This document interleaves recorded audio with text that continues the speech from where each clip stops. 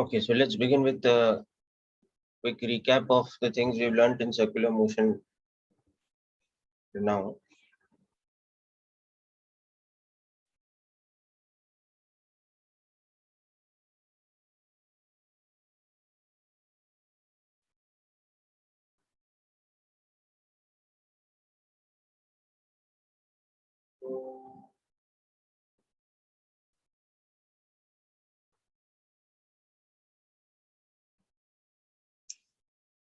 Right, so in the previous lecture, we have understood about velocity and acceleration in circular motion, both in the case of uniform as well as non-uniform circular motion. So let's recap those ideas.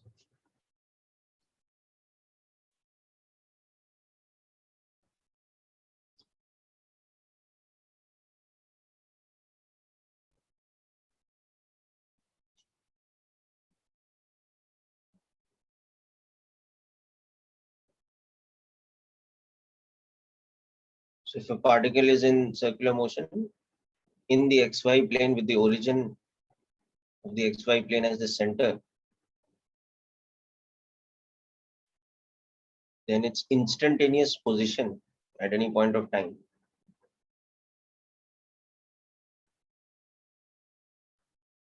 can be expressed in terms of the angular position.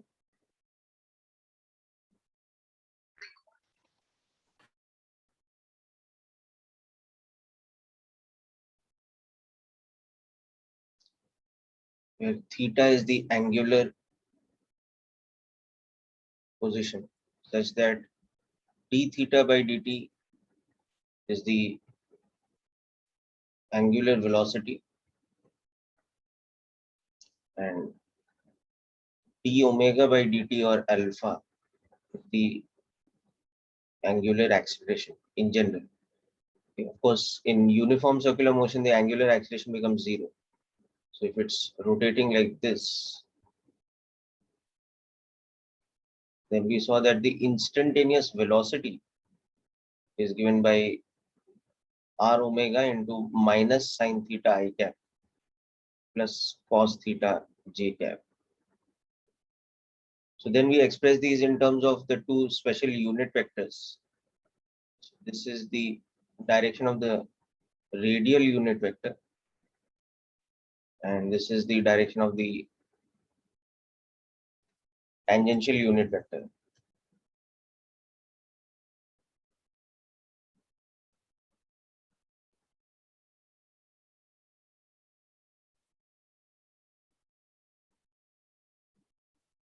The velocity vector lies along the tangential unit vector.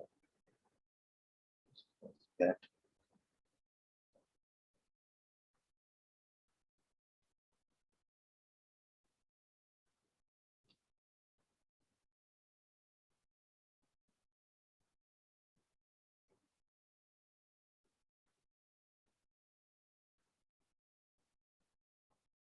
So we have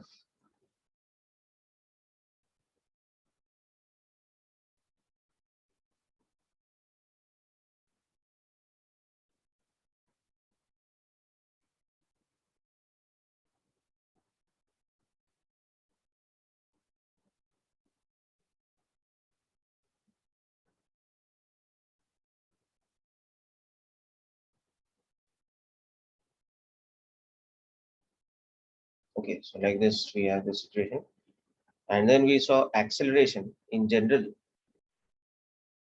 So this also tells us that P is equal to r omega and magnitude.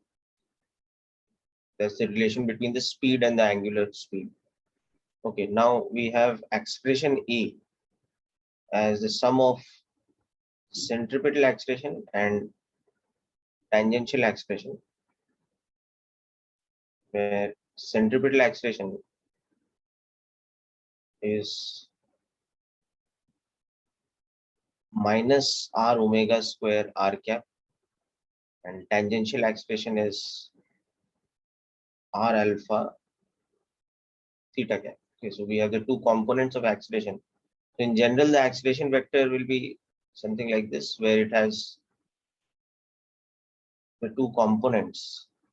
The one pointing towards the center, which is called the centripetal acceleration, and the one pointing tangentially, which is the tangential acceleration. So now if you bifurcate circular motion into the two categories of uniform circular motion. So in uniform circular motion, the speed is uniform.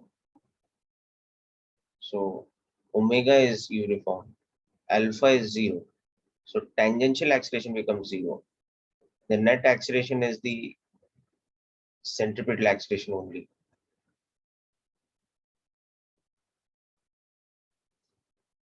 Whereas in non-uniform circular motion,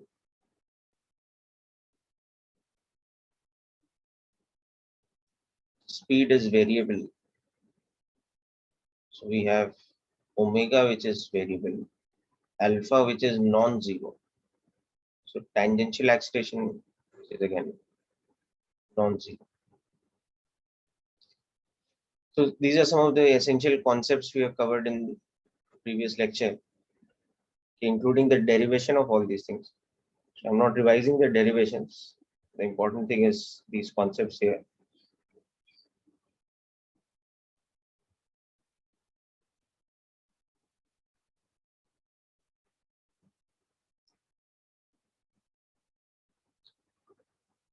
Okay, so let's begin with some application examples.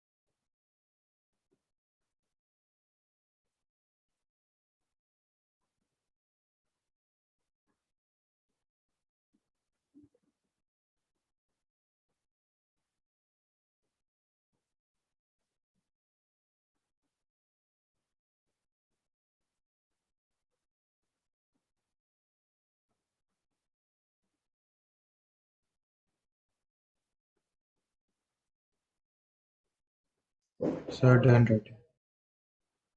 Right, so these concepts are clear. Yes, sir. So let's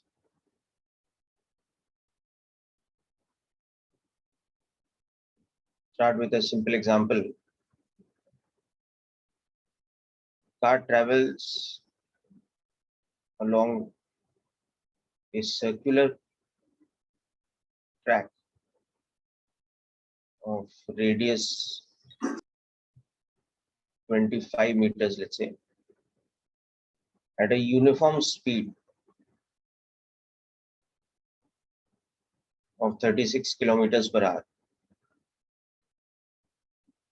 Find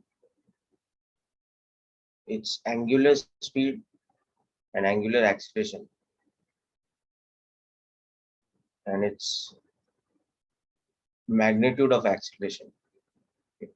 Very simple question, formula based. Just try this out quickly first.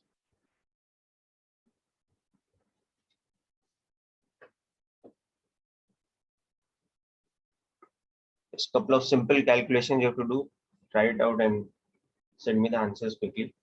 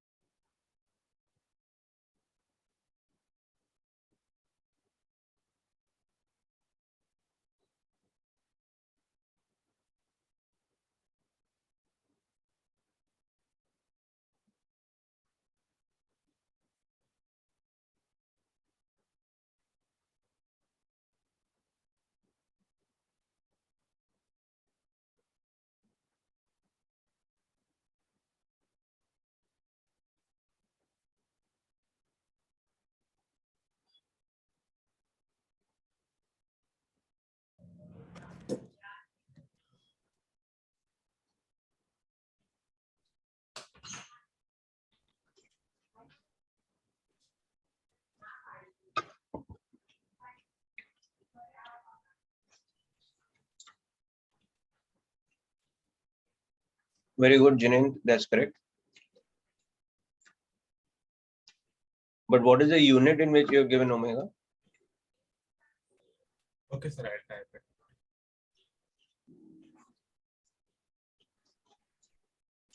It's in radians per second, right?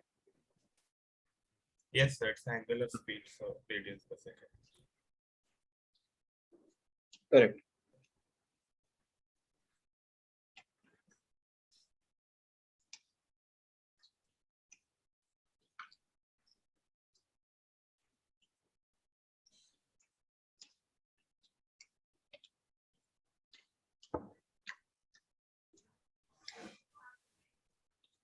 Yes, Vedant, correct.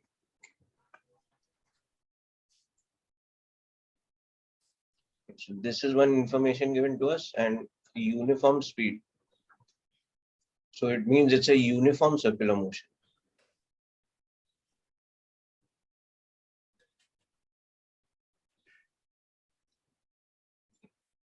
At a uniform speed of which you can convert. Okay. So in SI unit, this is a speed, and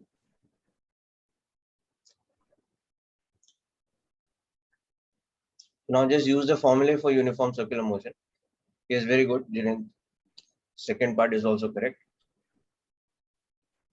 So omega will become V by R, or 0.4 radians per second.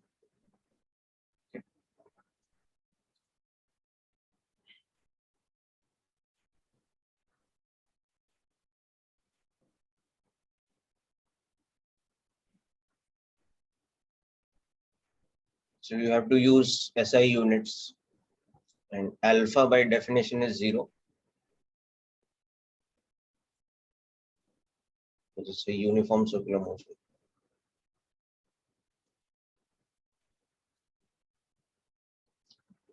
And the acceleration in uniform circular motion becomes centripetal acceleration only. Tangential acceleration is 0.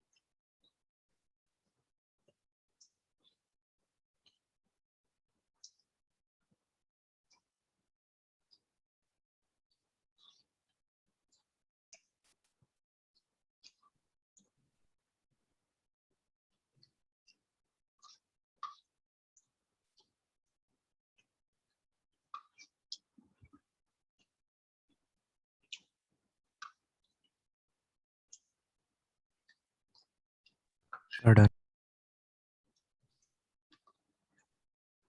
Yes.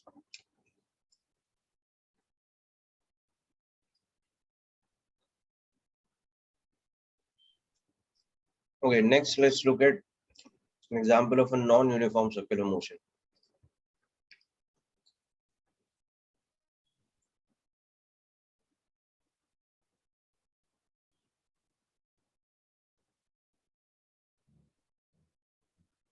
So particle starts from rest at t equal to 0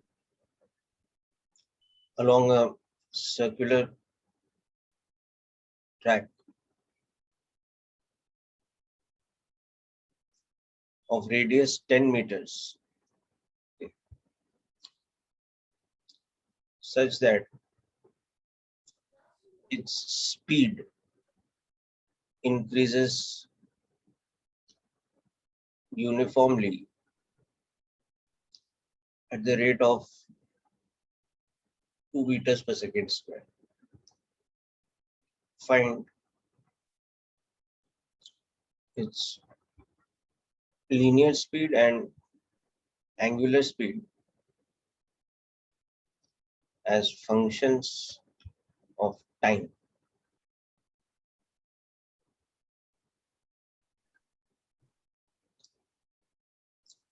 Its acceleration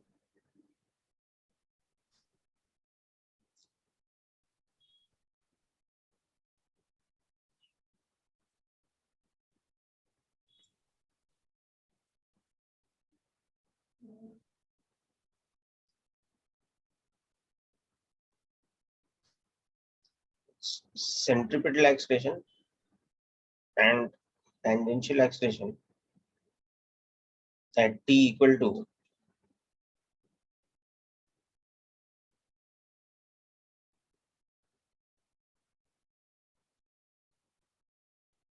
this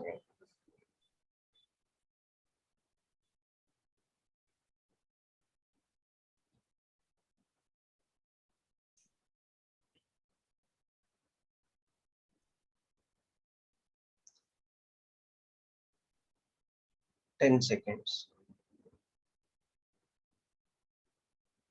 Let's make this 5 seconds.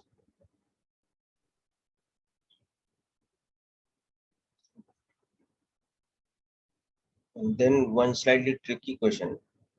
The time t at which the acceleration vector is at 45 degrees with respect to the velocity vector.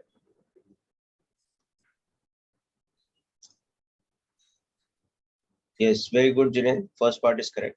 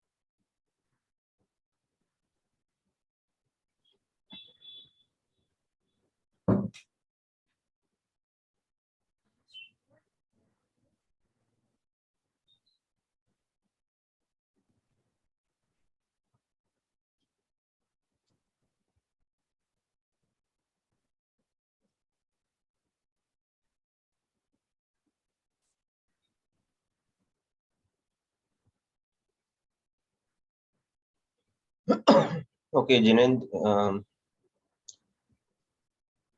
second answer is also correct.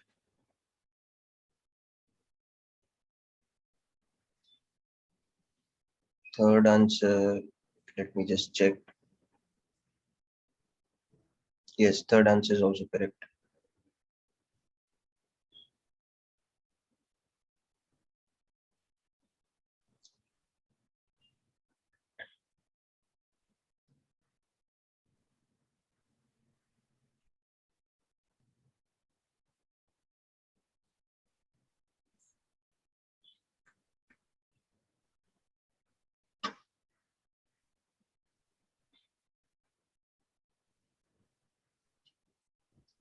Soham, your answer is also correct.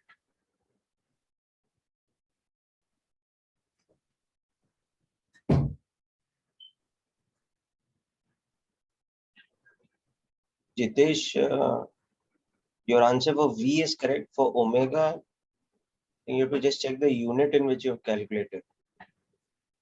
You're giving in radians per second. Yes, sir. It's V by R, no? Yes, sir. I think you multiplied by mistake.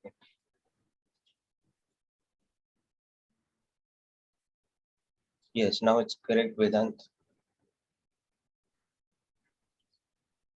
Okay, so the first thing we have to focus is on that it's starting from rest. So initial speed is 0 at t equal to 0. But its speed increases uniformly at the rate of 2. Okay, so the rate of change of speed, this is uniform. So from this we can say that V at any time t is going to be that uniform rate of increase multiplied by time.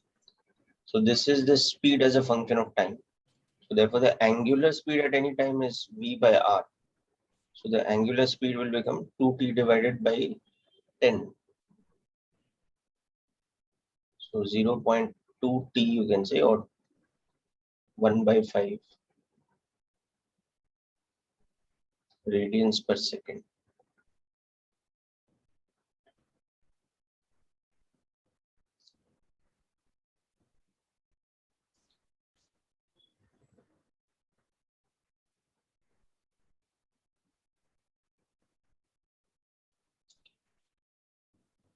So once we know this, yes, correct, Vedant. Okay. Now the thing about acceleration becomes a little complicated. It is a non-uniform circular motion.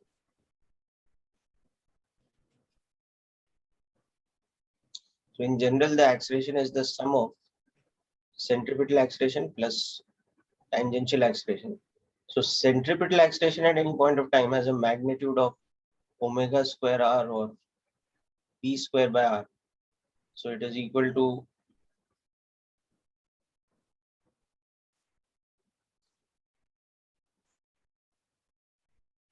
0.4 t square. Whereas tangential acceleration, which is r alpha, is also equal to rate of change of speed.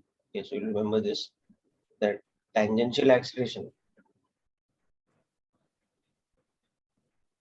equals to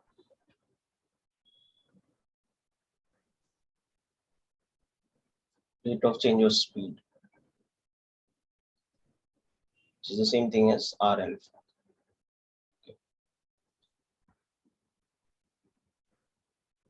So tangential acceleration has a uniform magnitude, whereas centripetal acceleration has a variable value in general like this.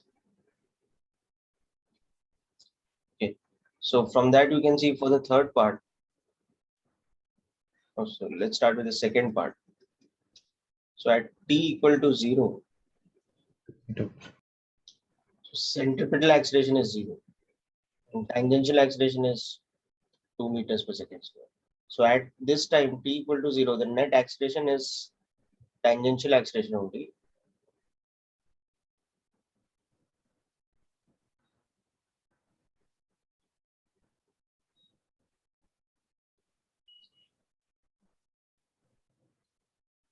So visually you can sort of understand it like this, that suppose circular motion started from this position, suppose at t equal to 0. Its initial speed is 0, its initial angular speed is 0, but it has a tangential acceleration of 2 meters per second square.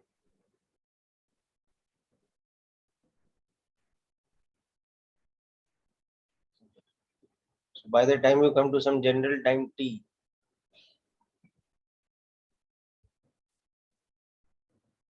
it's got a velocity which has a magnitude of 2t,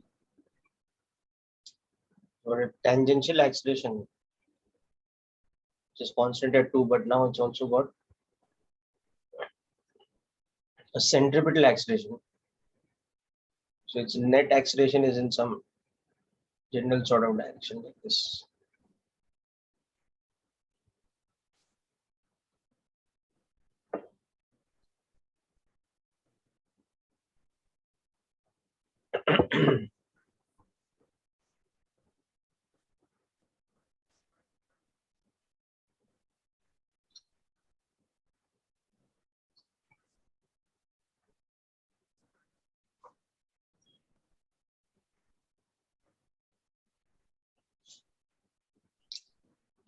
So from that we can understand that at t equal to 5 seconds,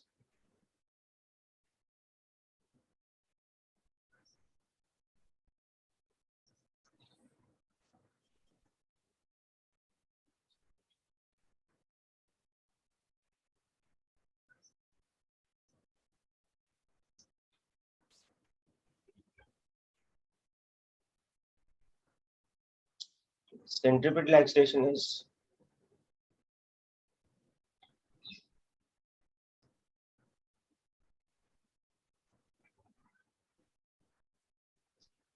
so also if you want to find the magnitude of the net acceleration, Centripetal acceleration can be found by putting out the values also now. by By putting the values in that 0.4 t square, we can yes, find that also. exactly.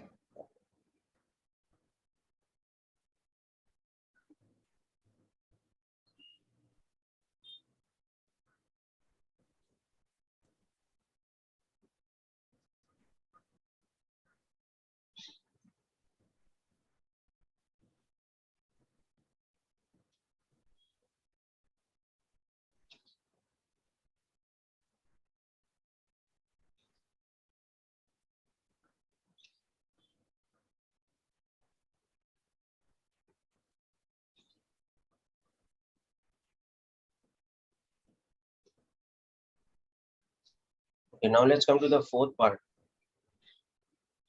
So I'll just give you a hint of what to do in the fourth part.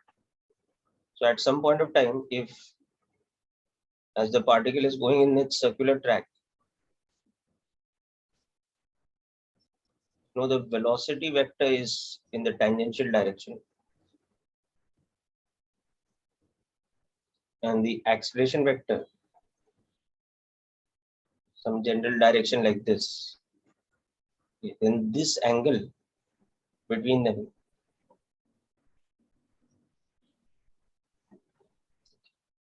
now this angle is such that it is also the angle between the tangential component of acceleration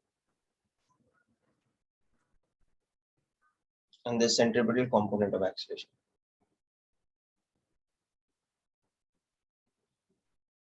So at any time t, angle of v with respect to a, theta, that is, you can see from the diagram, tan inverse of the centripetal acceleration divided by tangential acceleration.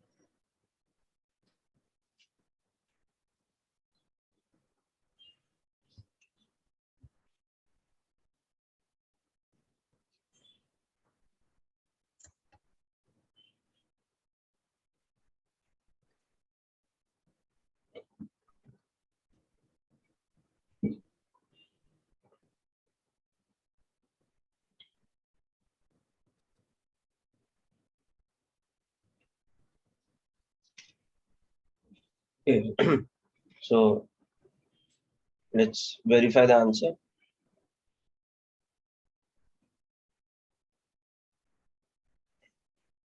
So for theta equal to 45 degrees, tan theta should be equal to 1. That means centripetal acceleration upon tangential acceleration's ratio should be 1. So centripetal acceleration we had got as a function of time, and tangential acceleration is 2.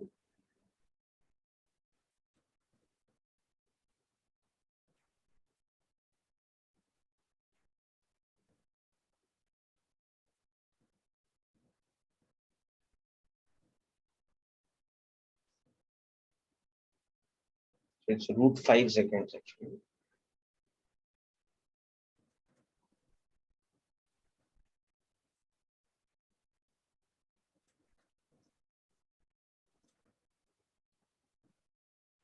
Exactly, that's correct.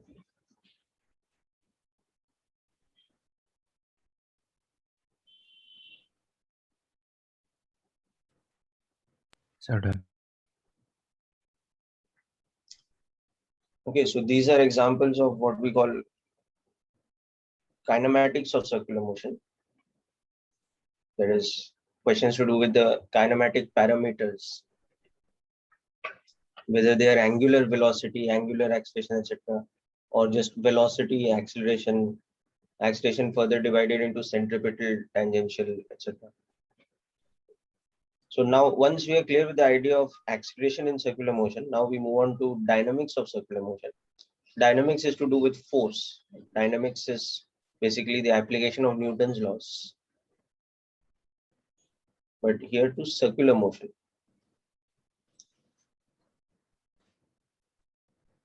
Okay. So if a body of mass m is in a circular motion, or a body or a particle, whatever,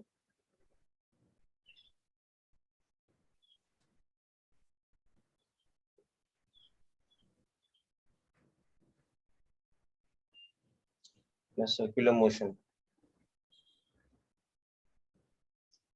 the net force acting on it is equal to mass into acceleration, such that here the acceleration becomes the sum of centripetal acceleration plus tangential acceleration in general. So that is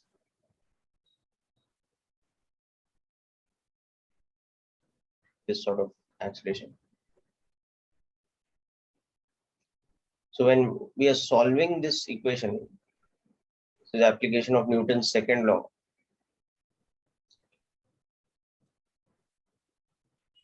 the resolution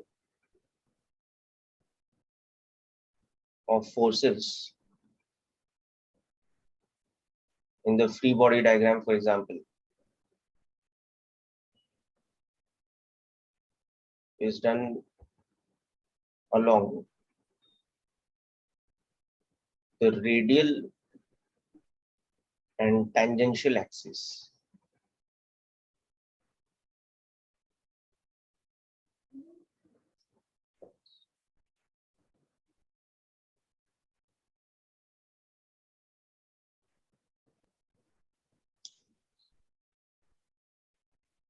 So for example, in uniform circular motion, the acceleration is purely centripetal.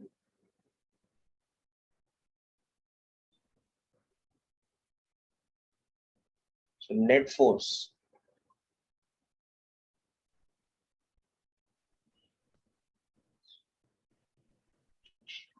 so in a uniform circular motion, the net force acting on a body will have a magnitude of mv square by r and points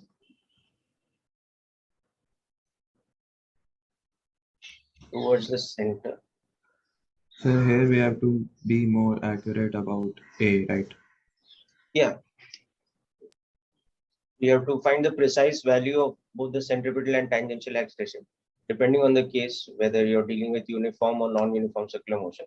Then you have to make the FBD and understand what all forces are acting on it, in what all directions, so that you can resolve the forces. Okay, the resolution of the vectors is done along these two axes, the radial axis and the tangential axis, instead of X and Y axis, which we use in a more traditional application of Newton's laws.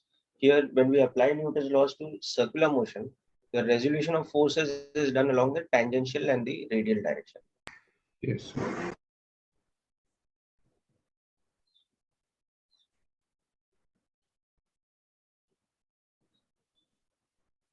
So we'll come to non-uniform circular motion also, but first let's understand some examples of the application of UCM.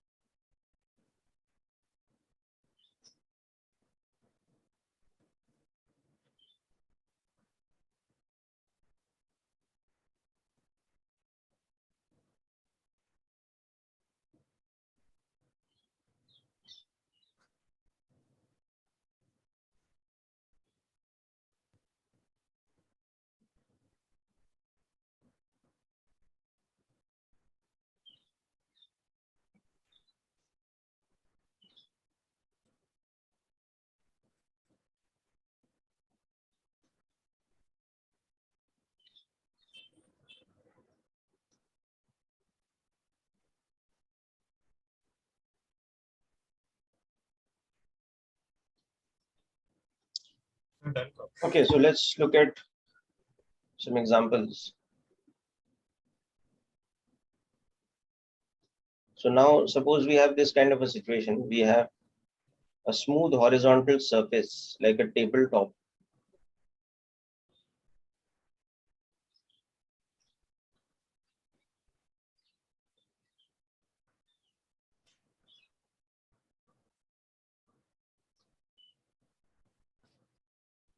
So this is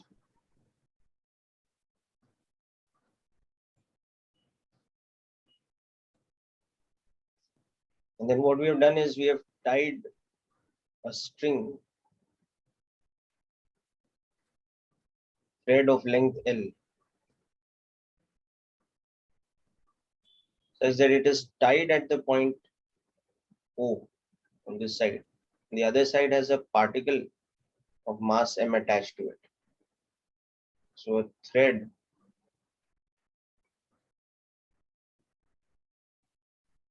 of length L is attached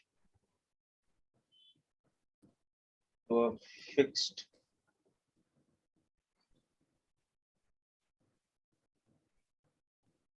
point O on the surface.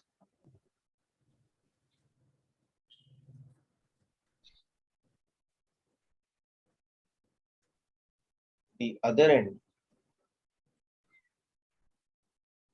is attached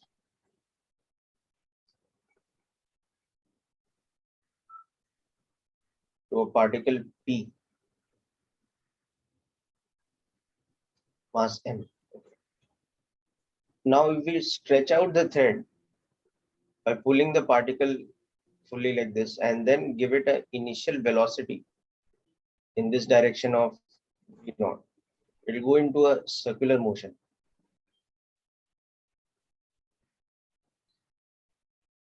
Like this, it will describe a circular path of radius L. Because there's no friction on the table, so it will not lose speed. Only the direction of the velocity will keep changing. So now initially, Explain the condition. Thread. sorry, come again. Can you explain the condition? Yeah. You stretch out the thread after So that. initially the thread is stretched out by pulling the particle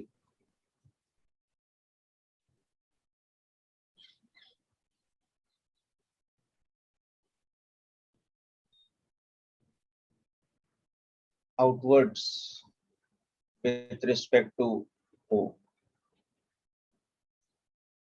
And an impulse is applied on it.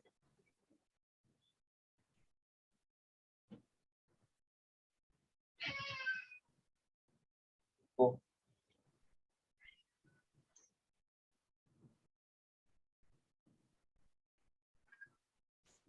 Perpendicular to the thread.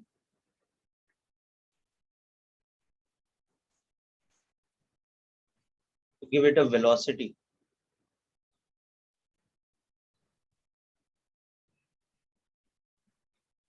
V naught. So you can see the direction of this velocity is perpendicular to the length of the thread. So if we see this whole thing from the top view, we see that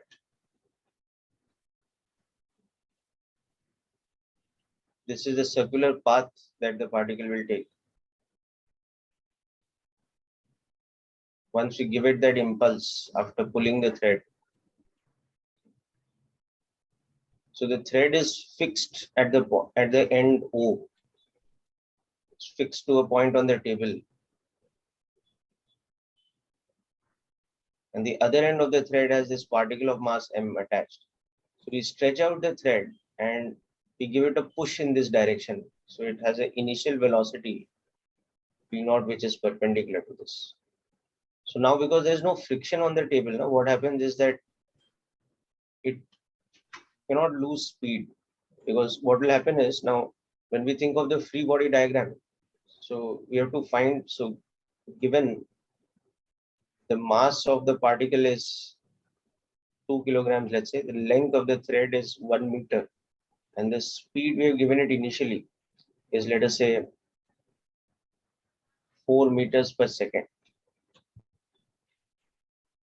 We have to find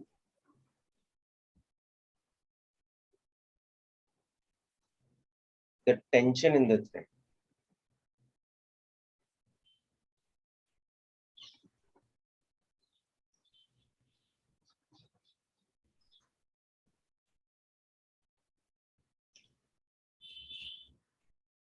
So just take down the question, I'll discuss.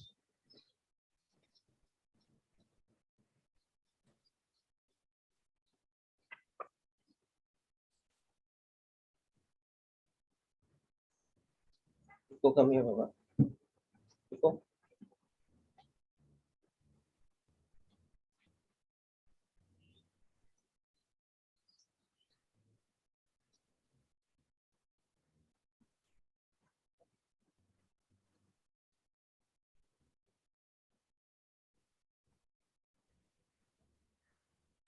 Sir, Yes. sir, what is written after by pulling the particle in the second line in blue color?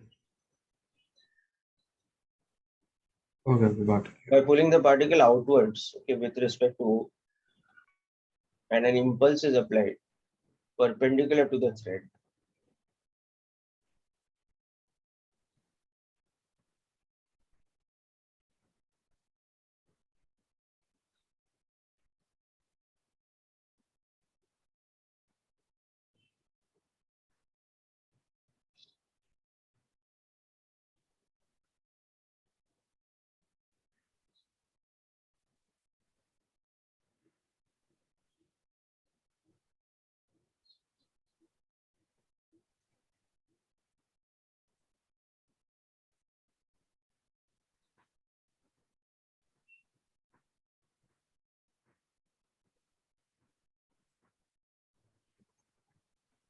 Sir, I have given you the answer regarding the tension.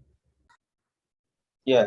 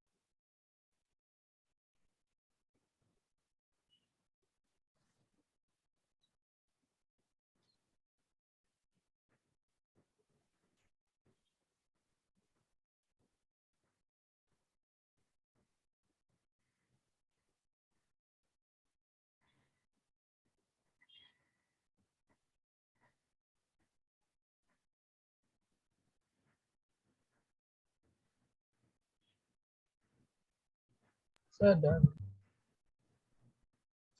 Okay. It is simple answer. So how much is the tension you are getting? 32 newton. 30. Let's check this out. So basically, when we make the free body diagram, for example, if we are making the FBD in the horizontal plane, trying to view the particle three-dimensionally, so as it's in the circular path like this, at any point of time there are three forces acting on it: weight and normal reaction, which balance each other, and tension in the thread T.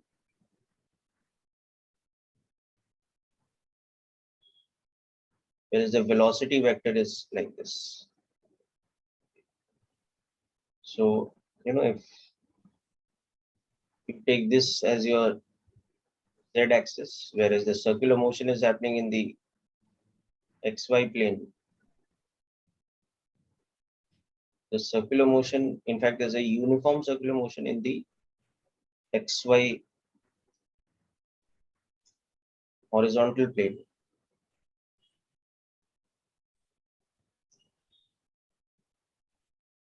So you can see here what is happening, that mg is a force that acts along minus k cap, is vertically downwards.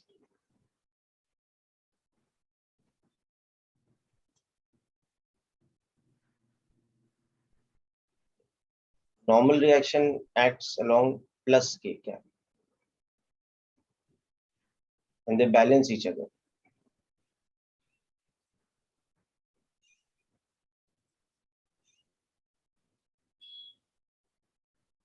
So their magnitudes are equal. Okay. Whereas tension at any point of time during the circular motion, so for example, when the particle is here, tension is acting like this. By the time the particle comes here, the speed is still v0. Why? Because you can see that tangential acceleration is 0. So it's a uniform circular motion. So now tension is acting like this. Okay. So tension T acts as the centripetal force. That means it's always pointing towards the center.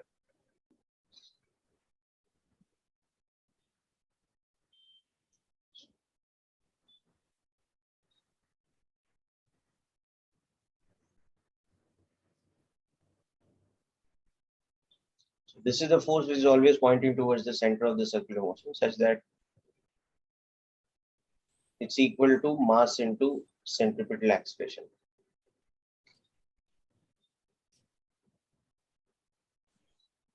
The radius of the circular motion will be the length of the thread.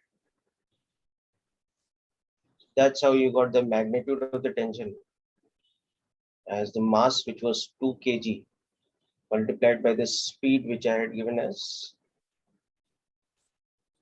4 meters per second, and the length of this thread was 1 meter. So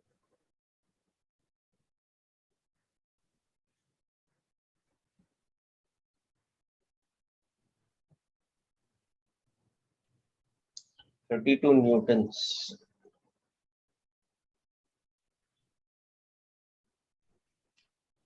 is the tension in the thread at all times, and the direction of that tension is always centripetal, pointing towards the fixed end O of the thread. So this is the most basic example you can say of a uniform circular motion's dynamics, or the way forces act in a uniform circular motion. Another place you have seen this indirectly is in structure of atom in chemistry. You've seen that the net force acting on an electron in circular orbit of the nucleus is equal to the electrostatic force, or what is called the Coulombic attraction. So that becomes equal to mass into centripetal acceleration.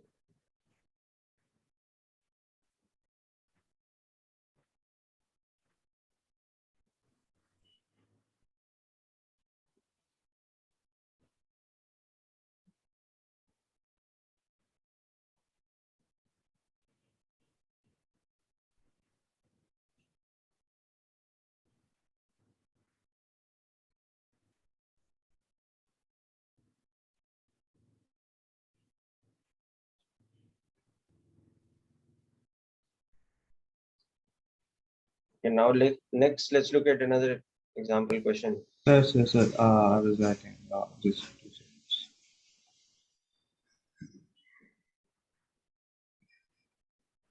Yes, okay. Yeah.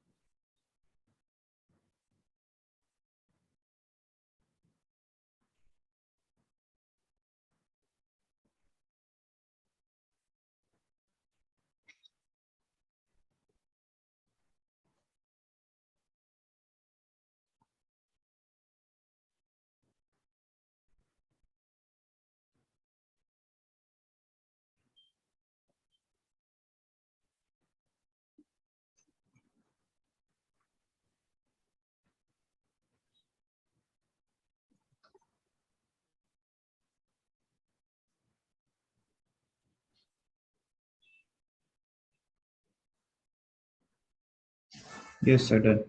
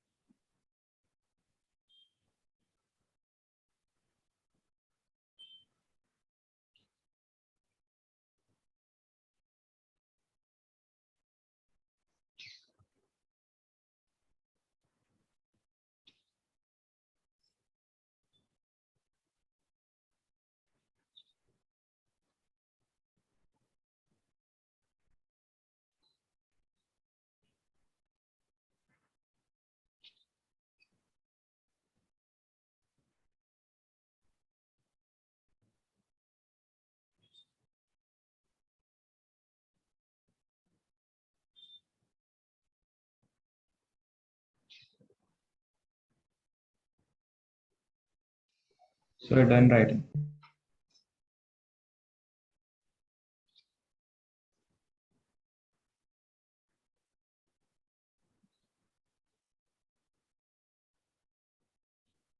Sir, done.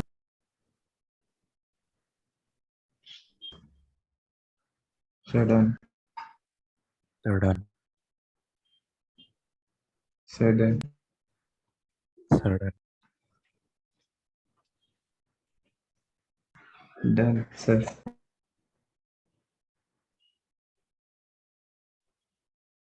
Okay, next up,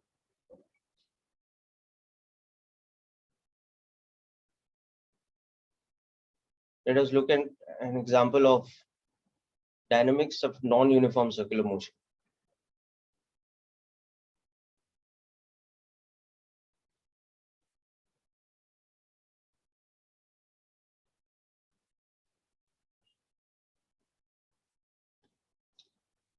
So here the net force is the sum of tangential acceleration and centripetal acceleration.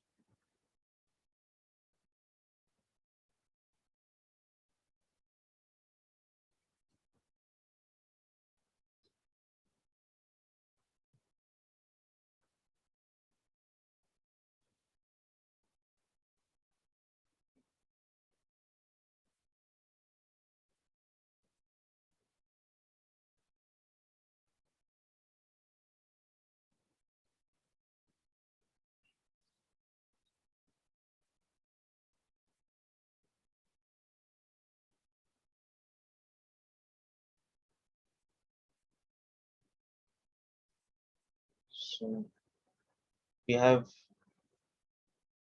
car which is of mass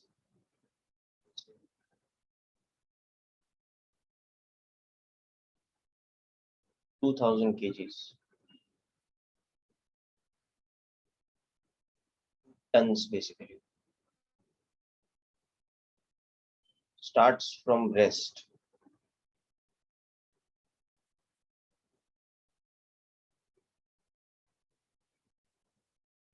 At t equal to 0, moving along a circular track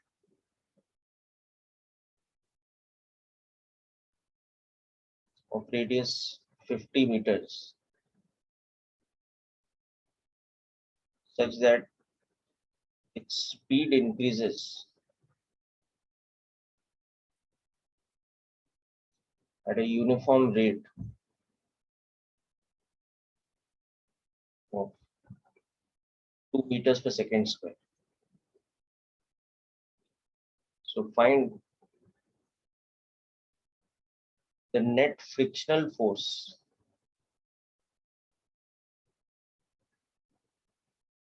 on its tires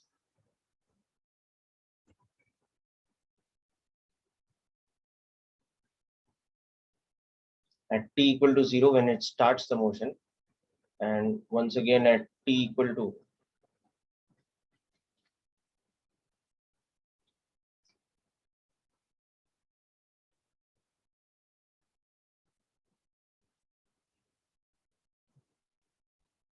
5 seconds.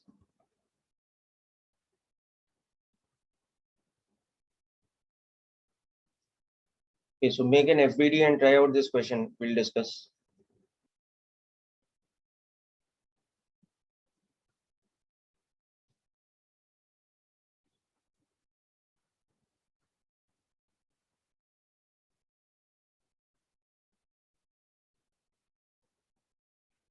No, Vedant, the thing is, it has tangential acceleration, no? Because it has a uniform rate of speed increasing. So that tangential acceleration is coming from tangential force, which will have to be friction.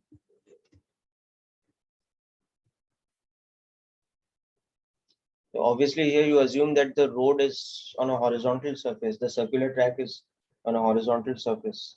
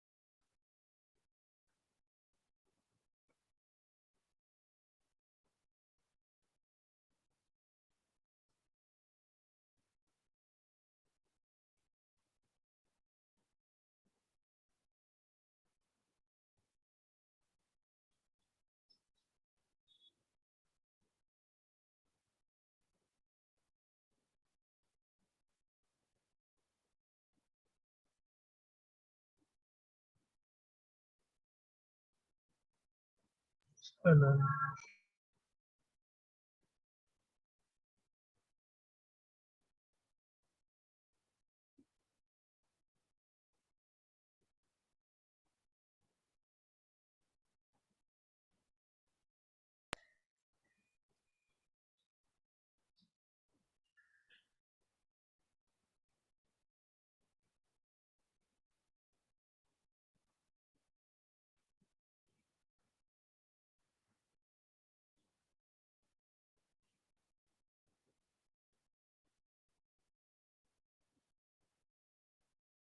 Sir, done. Sir, done. Sir, done.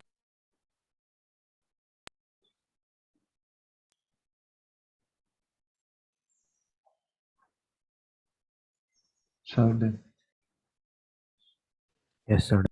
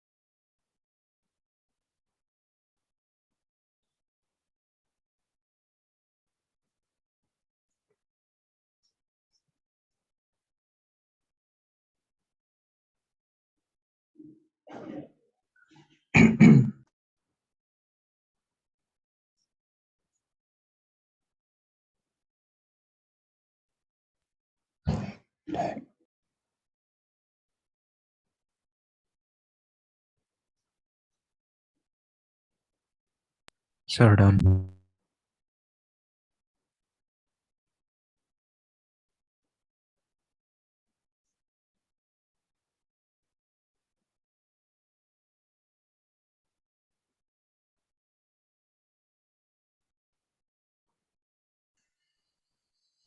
Sir, we are done with the question.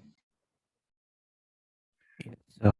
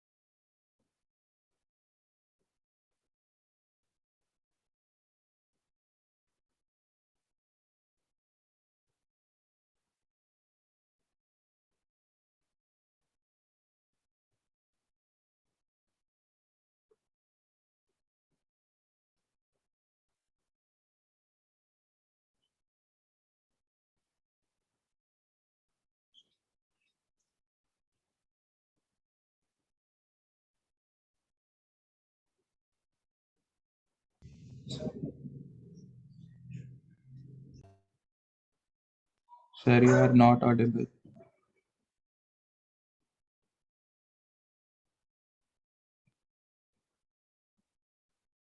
Sir, come back.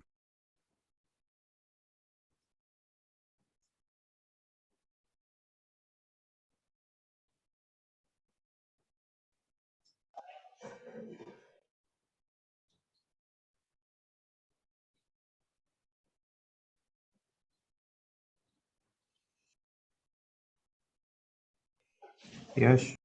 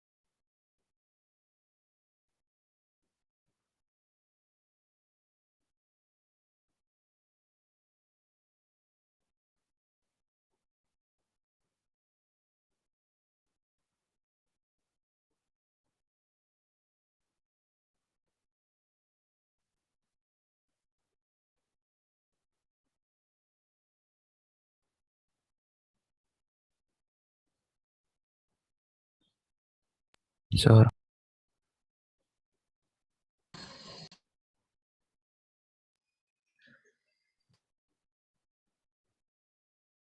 hi Tuesday.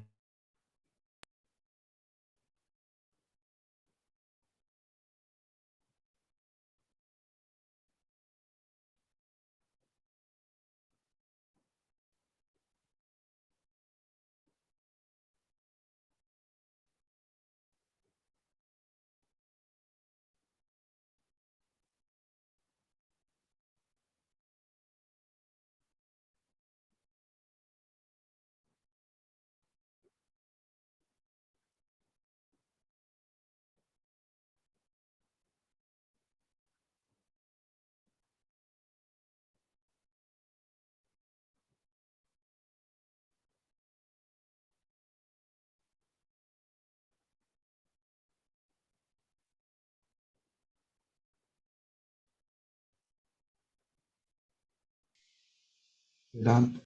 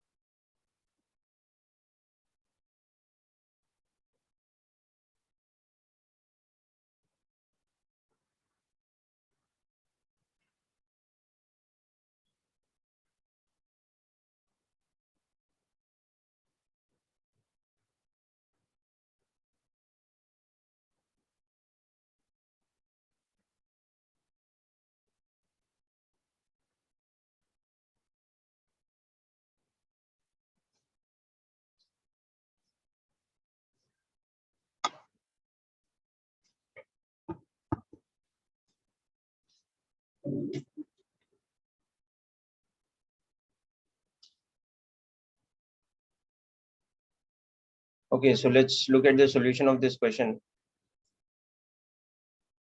So once again, you can see that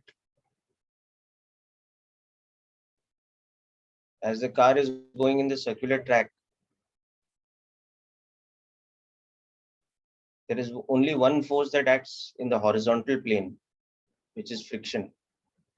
So at t equal to 0, when the initial velocity is 0, the centripetal acceleration is 0. So it only has tangential acceleration equal to 2 meters per second square.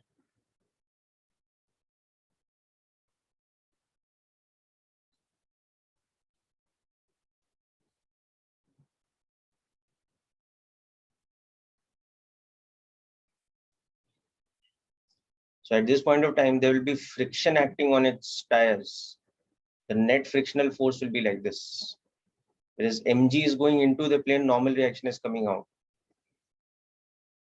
They are vertical forces, balance. Whereas friction is providing the tangential acceleration at t equal to 0. So it will be 4,000 newtons. Now, by the time we come to a time of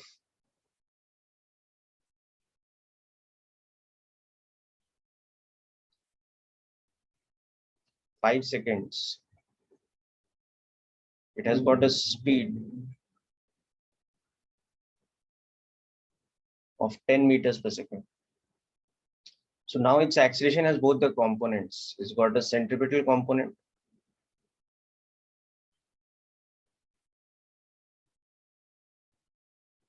So the radius is 50 meters. So the centripetal component is also now 2 meters per second square. It's got a tangential component. So the net acceleration like this. So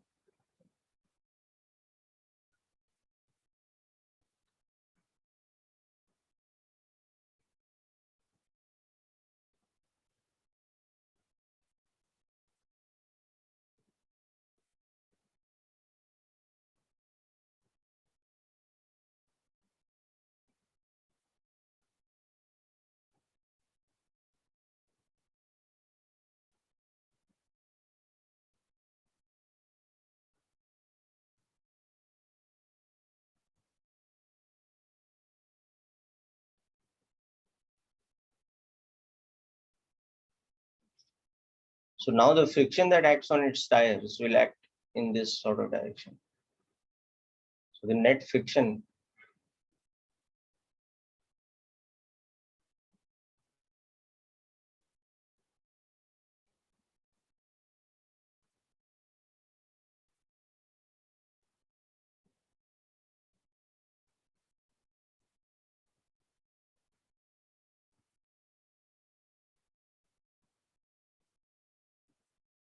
and again mg and normal reaction are balancing each other. Sir, Yes. the friction will act like opposite to the direction which of A, right? No, then what will provide it? Tell me. Like for example, when you are running, Oh, okay. So it is supporting the yeah. motion. Yeah, so basically that is how an object with wheels, that's how it generates acceleration. Okay, because the wheels are provided torque by the engine, which tries to make them rotate faster and faster. And that generates friction on the ground in the forward direction. Okay. Whereas when you're braking, the friction is in the opposite direction. So it creates deceleration. Yes, sir. This is not kinetic friction between a sliding tire and the ground. No? The tire is not skidding, it's rolling on the ground. Yes, sir.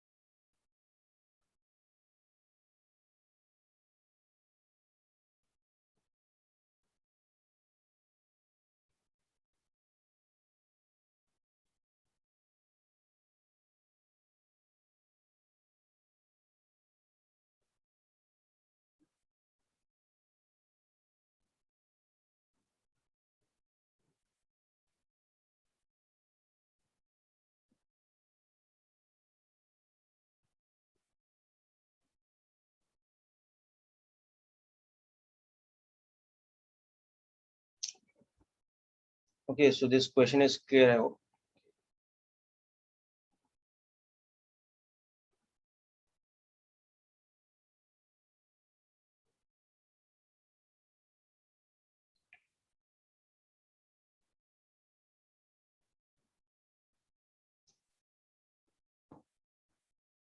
Okay, let's move on to another example diagram. Okay.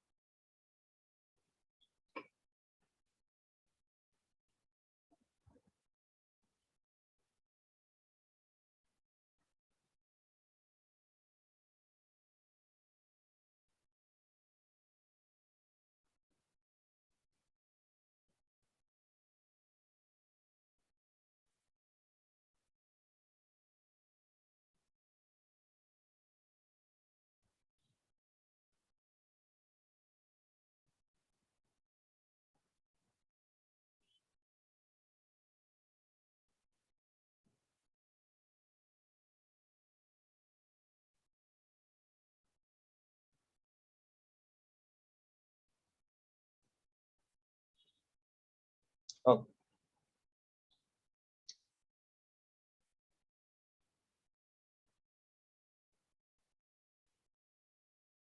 so now in our next example, we have the situation called the conical pendulum.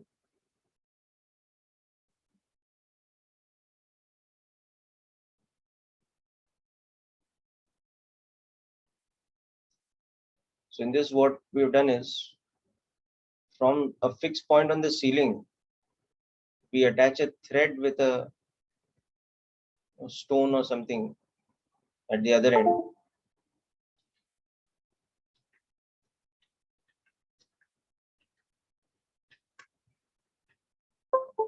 And this thread is now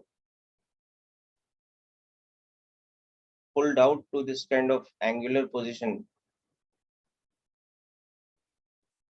theta.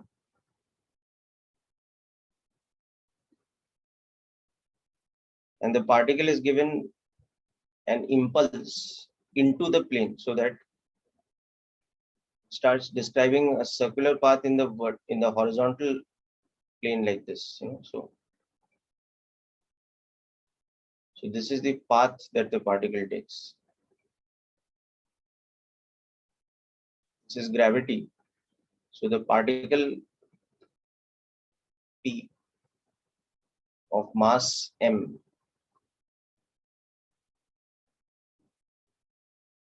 attached to the thread of length L and fixed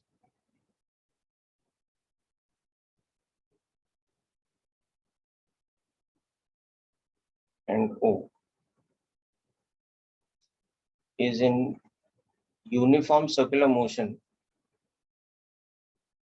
the horizontal plane at a speed v. So if given that the length of the thread is 2.5 meters and theta, the semi-vertical angle that this conical kind of shape makes, that is 37 degrees, and of course g is 10 meters per second square. The mass of the particle is 1 kg. So you want to find the speed of the particle in meters per second and the tension in the thread T. Okay, so here when you make the free body diagram of the particle, at any instant you will see there are two forces acting on it. One is the weight, which is always acting vertically downwards, and the other is tension, which is acting along the thread. So you'll see that the tension has two components. It has a vertical component which will balance the weight, whereas it has a horizontal component which will actually provide the centripetal acceleration. So when we write net force is equal to mass into acceleration, here it's a uniform circular motion. So the acceleration is the centripetal acceleration. And what is that net force going to be? It is going to be the horizontal component of tension. Just try out this question. We'll discuss. Start with the free body diagram. I'll help you out with that.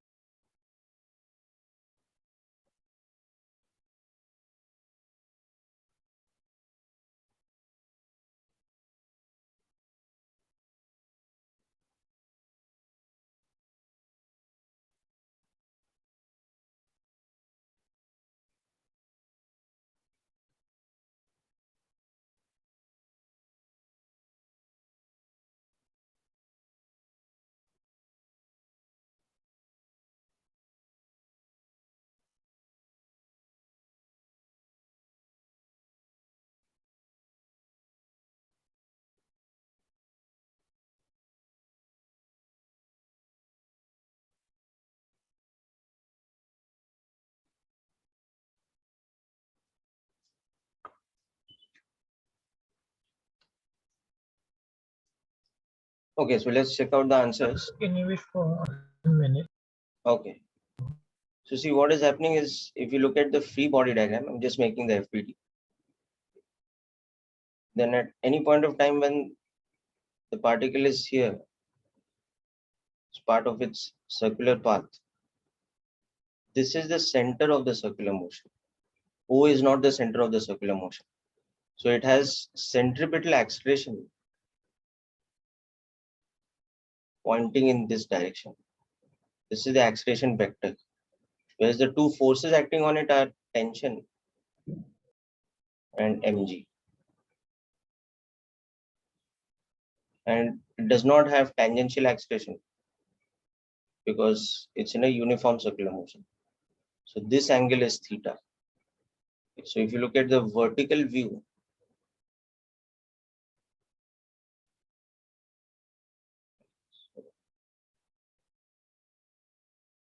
at any point of time if the particle is here, it has a centripetal acceleration pointing in this direction. Yes, sir. While its velocity vector is in this direction. So the only force you see in this diagram is the tension's horizontal component, which will be T sine theta. Mg is into the plane and T cos theta is coming out of the plane.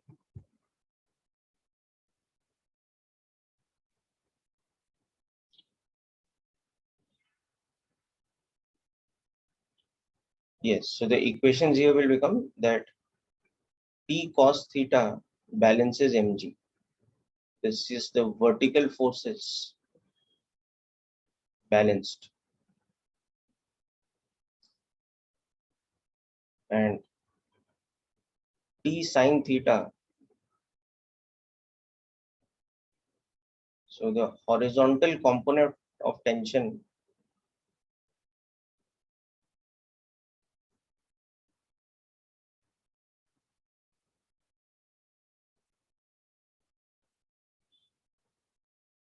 this provides the necessary centripetal acceleration.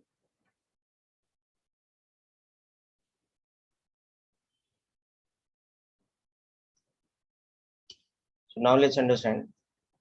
So we have from equation 1,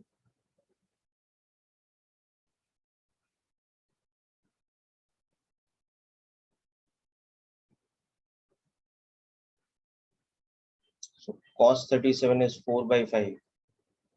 That is equal to the weight, which is 10 newtons.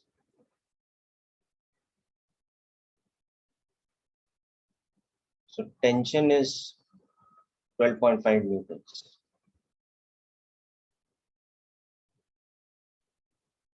And now from equation 2,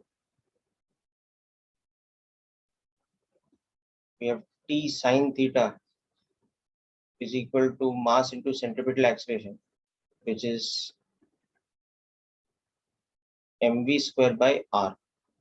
In the diagram, you can see what is r. R is this radius.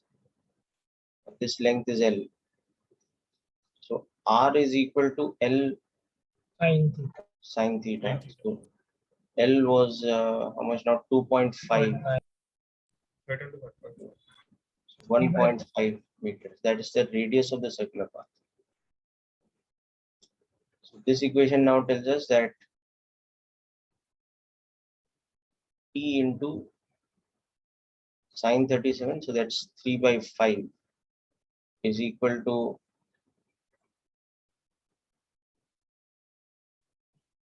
so M was 1 kg. P square by R, which is 1.5. This you substitute the value of T.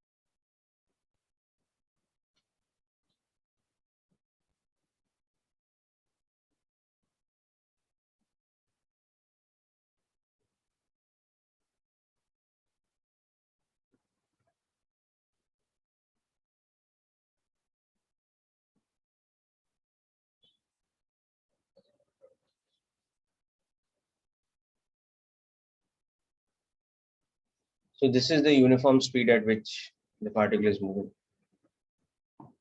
Yes, that's correct, Vedant.